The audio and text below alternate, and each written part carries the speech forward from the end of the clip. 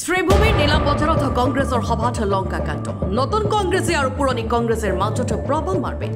যুঁজ এখন হ'বই এতিয়া এয়াই যেন পৰিস্থিতি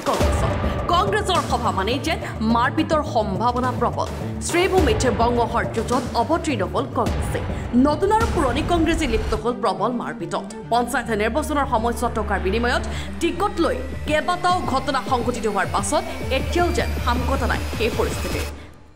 দেওবাৰে নিশা শ্ৰীভূমিৰ নীলামবজাৰত এপিচিচিৰ জেনেৰেল ছেক্ৰেটাৰী তথা শ্ৰীভূমিৰ অবজাৰ্ভাৰ নাছিৰ খানৰ উপস্থিতিত কংগ্ৰেছৰ এক সভা অনুষ্ঠিত হৈছিল এপিচিচিৰ জেনেৰেল ছেক্ৰেটাৰী তথা শ্ৰীভূমিৰ অবজাৰ্ভাৰ নাছিৰ খান জিলা সভাপতি তাপস পুৰকায়স্থ সহ আন বিষয়াৰ উপস্থিতিতেই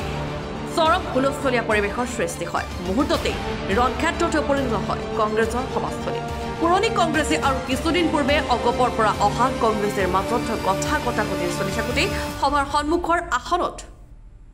কেন্দ্ৰ কৰি মাৰপিটৰ সূচনা হয় প্ৰবল মাৰপিটৰ মাজত কিছু পৰিমাণে আক্ৰান্ত হৈ এপিচিচিৰ জেনেৰেল ছেক্ৰেটাৰী নাছিৰ খান জিলা সভাপতিসহ আন বিষয়াসকলে কোনোমতে ঘটনাস্থলীৰ পৰা ত্যাগ কৰে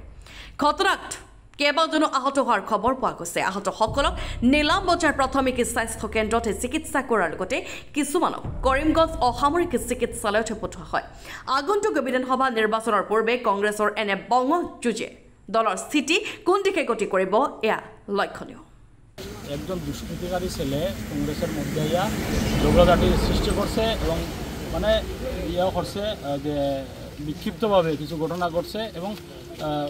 আমার উপরেও মানে ইয়ে করার চেষ্টা করছে হ্যাঁ এবং ফিজিক্যালি টর্চার করছে কিছু আচ্ছা আমি একটা কংগ্রেসের সদস্য নেই এ তো কংগ্রেসের সদস্য বলে আমি জানি না এ বিজেপি করছে সরি এজিপি করছে নির্দল করছে বিভিন্ন দল করে তার তো কোনো দলই নাই আচ্ছা এই সব কিসের উদ্দেশ্যে এই সভা অনুষ্ঠিত হয়েছিল এটা আমার দলীয় পর্যবেক্ষক যারা এখানে উপস্থিত হয়েছেন তারা এখানে উপস্থিত হয়েছিলেন তাদের সামনে হ্যাঁ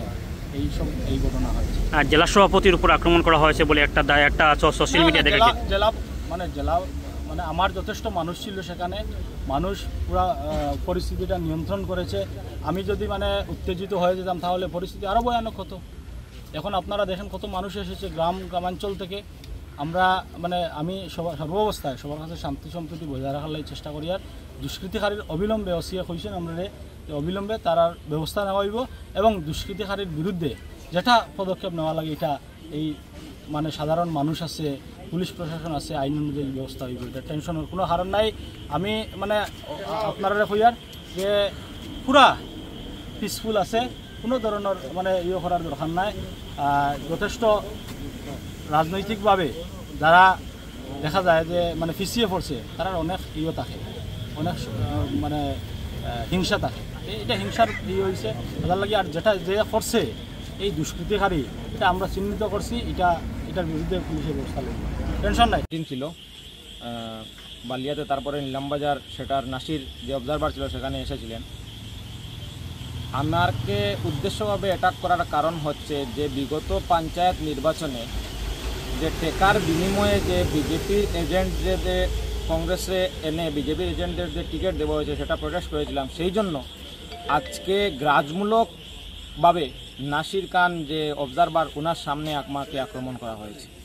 অত্যন্ত দুঃখের বিষয় যে বা যাহারা বিজেপি এজিপি থেকে এসে কংগ্রেসের টিকিটে ওয়াকফ বিলের কারণে জয়যুক্ত হয়েছে তারা এখন প্রশ্ন করছেন কংগ্রেস কিভাবে চলবে না কংগ্রেসের উপরে তো তোমার উপর কে আক্রমণ করেছে আমার উপর এই কালীগঞ্জ জেলা পরিষদের প্রতিনিধি যে বিজেপি থেকে এবং কংগ্রেসের নতুনভাবে এসেছে সে এবং তার গুন্ডা টিম এখানে জেলা সভাপতি উপস্থিত ছিলেন কি জেলা সভাপতি এবং আমার অবজারভার সবাই উপস্থিত ছিলেন ওনাদের চাক্ষুষিক সামনে হয়েছে ওনারাও কি আক্রান্ত হয়েছেন ওনারাও কিছু আক্রান্ত হয়েছেন আমাকে ধরতে গিয়ে অবজারভারও আক্রান্ত হয়েছেন অবজারভারও কিছু আক্রান্ত হয়েছেন bureau report and for Assam.